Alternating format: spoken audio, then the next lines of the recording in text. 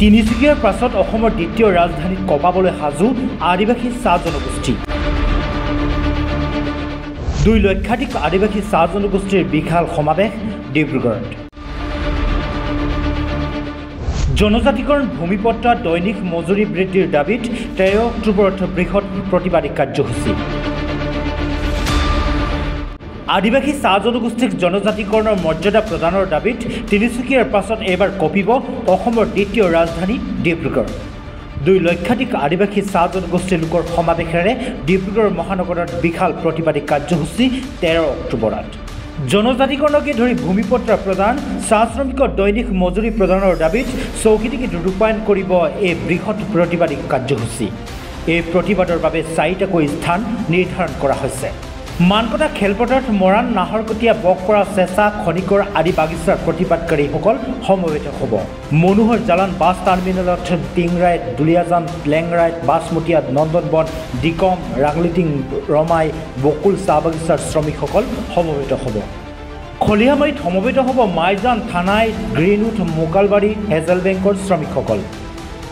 বৰপথাৰ খেলপথাৰত দুলীয়াবাম, শালমাৰী, তিলৈ, খোৱাং, ঘূৰণীয়া, লেপেটকটা, বৰবৰুৱা, জামিৰা আৰু বিহেটিং।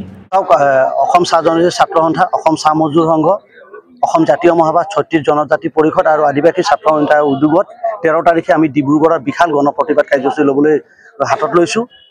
আমাৰ 4টা স্থানত আমি সমবেত হ'ম। প্ৰথম স্থানটো হৈ গ'ল মানকটা চাহ বাগিচাৰ খেলপথাৰ, য'ত আমাৰ মৰাণ, নাহৰকটীয়া আৰু আমাৰ আশে পাশে থকা বকপৰা, মানকটা, চেঁচা, খনিকৰ তাৰ বাগিচাৰ মানুহবোৰ তাত সমবেত হ'ব। দ্বিতীয় স্থানটো হৈ গ'ল আমাৰ মুৰলীধৰ জালান বাছ ষ্টেণ্ড। তেওঁলোকে মুৰলীধৰ জালান বাছ ষ্টেণ্ডৰ পৰা কনভয় ৰোড হৈ আপোনাৰ চৌকিডিঙি চাৰিআলি জমা হ'ব। সেই জেগাটোত হ'ব আমাৰ টিংৰাই চাৰিআলি, মানে আমাৰ টিংৰাই ব্ৰাঞ্চ, দুলীয়াজানৰ যিখিনি বাগিচা আছে, আৰু আমাৰ লেংৰাই, বাছমতীয়া, নন্দনবন, মদাৰখাট, ডিকম, ৰাংলিটিং, ৰমাই, বকুল এইখিনি বাগিচা গোটেই ৰাইজখিনি ইয়ালৈ আহিব। 3 নম্বৰ সমবেত স্থানটো আছিল আমাৰ জেইল ৰোড, খলিয়ামাৰী, য'ত আমাৰ মাইজান, থানাই, গ্ৰীণউড, মকালবাৰী, হেজেল বেংক এইখিনি বাগিচা ইয়াত সমবেত হোৱাৰ আছিল, য'ত আমাৰ প্ৰশাসনে অলপ আমাক এই জেগাটো সলনি কৰিবলৈ অনুৰোধ জনাইছে। আৰু 4ৰ্থ পইণ্টটো আছিল বৰপথাৰ খেলপথাৰ, য'ৰ পৰা আমাৰ দুলীয়াবাম, শালমাৰী, তিলৈ, খোৱাং এই বাগিচাখিনিৰ লগত আমাৰ ঘূৰণীয়া, লেপেটকাটা, বৰবৰুৱা, জামিৰা, বিহাটিং এইখিনি তাৰ পৰা সমদল কৰি আহি আমলাপতি চাৰিআলি দি আমাৰ ইয়াত চৌকিডিঙি চাৰিআলিত সমবেতৰ কথা। নিৰ্ধাৰণ কৰা এই 4টা স্থানৰ পৰা সমদল কৰি আহি চৌকিডিঙি চাৰিআলিত সমবেত হ'ব। চৌকিডিঙি চাৰিআলিত 2 লক্ষাধিক চাহ শ্ৰমিকক লৈ নিজৰ অধিকাৰৰ দাবীত প্ৰতিবাদ সাব্যস্ত কৰিব।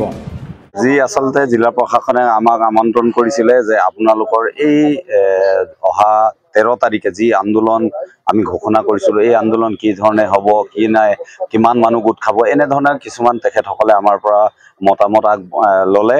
আৰু আমি ইতিমধ্যে জিলা প্ৰশাসনক এই কথা আমি অৱগত কৰিছোঁ। আৰু আমাৰ এটা ৰোড মেপ বনোৱা হৈছে যে আমাৰ প্ৰায় চাহ জনগোষ্ঠী আদিবাসী সমাজৰ পৰা প্ৰায় 2 লক্ষাধিক মানুহ ইয়াত সমাগম ঘটিব।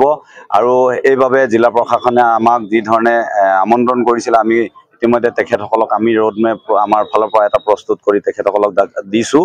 আৰু নিশ্চিতভাৱে আপোনালোকক ধন্যবাদ জনাইছোঁ। আৰু আপোনালোকৰ মাধ্যমৰ যোগেদি আমাৰ ডিব্ৰুগড় জিলাৰ প্ৰতিখন বাগিচাৰ চাহ শ্ৰমিক ৰাইজ, আদিবাসী সমাজৰ প্ৰতিগৰাকী মাতৃপিতৃক আমি এই প্ৰতিবাদী স্থলীত উপস্থিত থাকিবলৈ আপোনালোকৰ মাধ্যমৰ যোগেদি আহ্বান জনাইছোঁ। আমাৰ প্ৰায় 2 লাখৰ ওপৰত মানুহ ইয়াত সমাগম এটা ঘটিব।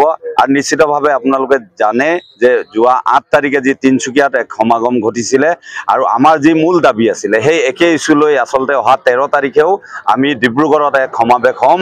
আৰু তাৰ যোগেদি আচলতে চৰকাৰক সেই সময়ত আমি নিশ্চিতভাৱে আমাৰ যি মূল দাবী আছিলে মজুৰি বৃদ্ধি, মাটিৰ পট্টা, জনজাতিৰ মৰ্যাদা, ইয়াৰ ওপৰত পুনৰ এক বিক্ষোভ কাৰ্যসূচী। আৰু অহা 13 তাৰিখে যি আমাৰ বৃহৎ বিশাল গণসমাৱেশ চৌকিডিঙি চাৰিআলিত অহা 13 তাৰিখে হ'ব।